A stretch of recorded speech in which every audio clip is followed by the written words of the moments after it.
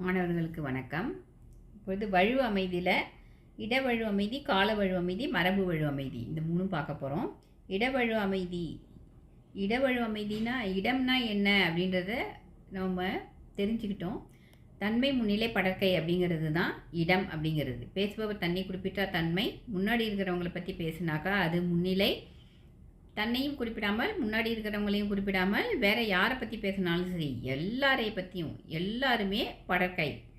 அப்போ அதற்குரிய வினை சொற்களை தான் பயன்படுத்தி பேசணும். இப்போ நான் என்னை பற்றி பேசுகிறேன்னா நான் எப்பவுமே பொய் சொல்ல மாட்டேன் அப்படின்னு சொல்லணும். அப்படி சொல்லாமல் இந்த சிவானந்தவள்ளி எப்பயுமே பொய் சொல்ல மாட்டா அப்படின்னு நான் சொன்னேன் அப்படின்னாக்கா அதுக்கு பேர் இடவழு அமைதி. ஒரு உறுதியின் காரணமாக கன்ஃபார்மாக நான் அதை செய்ய மாட்டேன் அப்படிங்கிற ஒரு உறுதித்தன்மைக்காக அந்த மாதிரி தன்மை இடத்தை படற்கை இடமாக மாற்றி சொல்கிறேன். அந்த மாதிரி சொல்கிறது அதுக்கு பேர் இடவழு அமைதி அப்படின்னு பேர். கால வழு அமைதி அப்படின்னா அதுக்கு ஒரு உதாரணம் சொல்லணும் அப்படின்னா, பிரதம மந்திரி நாளை சென்னை வருகிறார் அப்படின்னு இருக்குது அப்படின்னு வச்சுட்டோம்னா, நாளைங்கிறது எதிர்காலம், அப்போ வருவார் அப்படின்னு சொல்லி தான் சொல்லணும். ஆனால் அப்படி சொல்லாமல் வருகிறார் அப்படின்னு சொல்லி நிகழ்காலத்தில் சொல்கிறான்.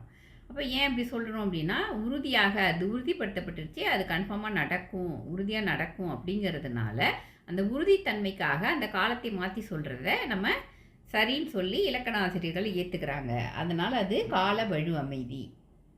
மரபு வழு அமைதினா மரபு வழி இந்த சொற்களை இப்படி தான் சொல்லணும் அப்படின்னு சொல்லப்பட்டிருக்கிற சொற்களை மாற்றி சொல்கிறது. ஒரு உதாரணத்துக்கு இப்போ குயிலுடைய ஓசையை குயில் கூவும் அப்படின்னு தான் சொல்லணும், காகம் கரையும் அப்படின்லாம் சொல்லணும். இப்போ அப்படி சொல்லாமல் பாரதியார் தன்னோட பாட்டில் கத்தும் குயிலோசை சற்றே காதில் பட வேண்டும் அப்படின்னு சொல்லி பாடியிருக்கிறார். அவர் கவிஞர், ஒரு உயர்ந்த கவிஞர், கவிதையில் பாடியிருக்கிறதுனால அதை பிழையில்லைன்னு சொல்லி ஏற்றுக்கிறாங்க. கத்தும் குயிலோசை அப்படின்னு சொல்லியிருக்காரு. குயில் கத்தாது, குயில் கூவும்.